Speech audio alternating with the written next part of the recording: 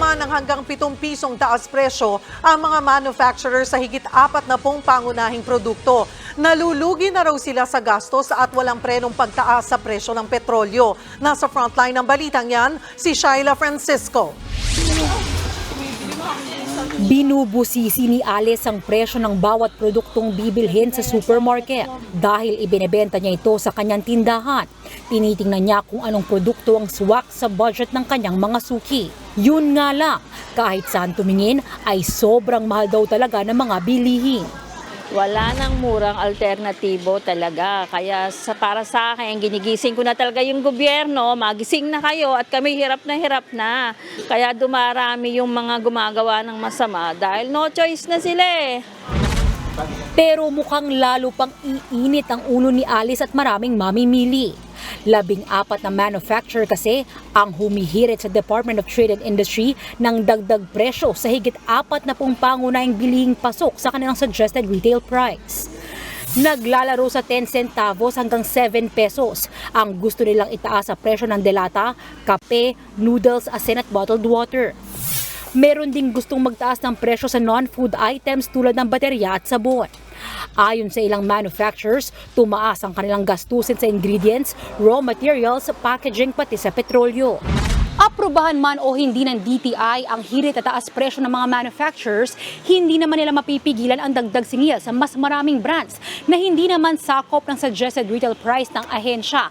Ang problema, marami nang nagpaplanong magtaas habang papalapit ang holiday season. Lumabas sa Philippine CEO survey na lampas kalahati ng mga kumpanya sa bansa ang nagtaas presyo at nagpaplano pa sa susunod na 12 buwan. Katunayan, may mga nag-aabiso na raw sa mga supermarket na magtataas sila ng presyo simula Oktubre. Wala nagtataas actually during these months. Kaya lang nagpo-position ng mga kumpanya. Konti pa lang so far, naghihintayan lahat. Kasi nga, yun nga yung lista ng SRP. Talagang mabigat na bilang manufacturer, no, ang lahat ng cost, no, labor cost tumaas. We're trying to hold it off as long as possible. We're trying to hold it off and we're trying to do it in stages para hindi po mabigla ang mga tao.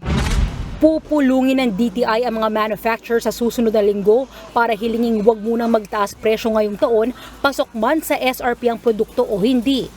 Meron din kasing mga manufacturers na liliitan na lang ang size ng produkto kesa magtaas. Pero wala pa man ang meeting.